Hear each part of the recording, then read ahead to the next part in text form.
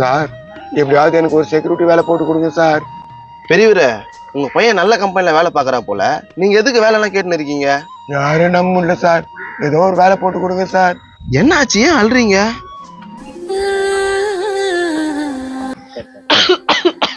என்னால ரொம்ப முடியலங்க, என்ன ஆஸ்பத்திரி கூட்டிட்டு போங்க. கொஞ்சம் பொறுத்துக்குமா, பையனோட காசு வாங்கிட்டு போறேன். ஐயோ ஜுரம் இருக்காங்க. என்ன சும்மா இருமுங்கிறீங்க, என்ன உங்க பிரச்சனை? அம்மாவுக்கு உடம்பு ரொம்ப காய்ச்சலாக இருக்குதுப்பா, ஹாஸ்பிட்டலுக்கு கூட்டு போகணும்பா. காய்ச்சல் தான் கொடுப்பா. ஆமா, நான் உங்களுக்கு ஹாஸ்பிட்டலுக்கும் இதுக்கும் தான் சம்பாதிக்கிறேன். எங்கன்னா கவர்மெண்ட் ஹாஸ்பிட்டல் எட்டுமே தரலாம். என்னப்பா பேசுற? அம்மாக்கு உடம்பு சரியில்லைன்னு அப்பா கேட்டுச்சு.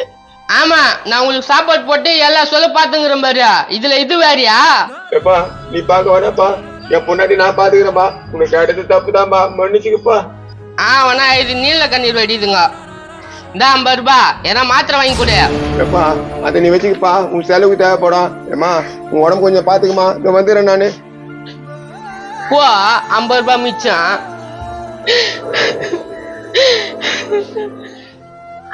என் பொண்டாட்டி அங்க உடம்பு சரியில்லாம இருக்கா சார். நீங்க கவலைப்படாதீங்க பெரியவரே, இந்த 1000 ரூபாய் வச்சுங்க. சார் இதெல்லாம் இருக்கட்டும் சார், எனக்கு ஒரு வேலை கொடுங்க சார்.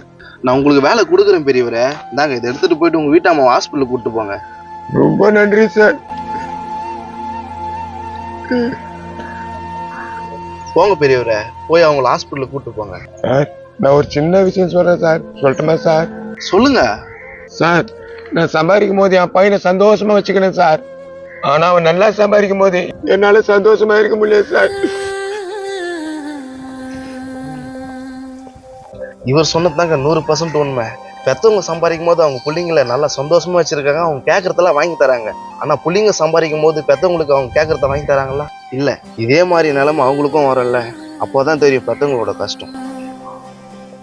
ஹாய் மக்களே, எல்லாருக்கும் வணக்கங்க.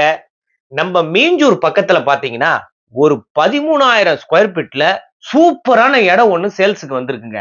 ஸ்கொயர் ஃபீட்டோட ரேட்டு பாத்தீங்கன்னா வெறும் 1400 ரூபா தாங்க. அதுல சிறப்பு அம்சம் என்னன்னு பாத்தீங்கன்னா 800 ஸ்கொயர் ஃபீட்ல உள்ள வீடே கட்டியிருக்காங்க. பஜார்ல இருந்து 1 கிலோமீட்டர்ல தாங்க இந்த இடம் இருக்கு. இன்னொரு விஷயம், ரயில்வே ஸ்டேஷன்ல இருந்து 1 கிலோமீட்டர் தாங்க இந்த இடம். சுத்தி வீடு இருக்குங்க. தேவைப்படுறவங்க ஸ்கிரீன்ல தெரியுற நம்பருக்கு உடனே கால் பண்ணுங்க.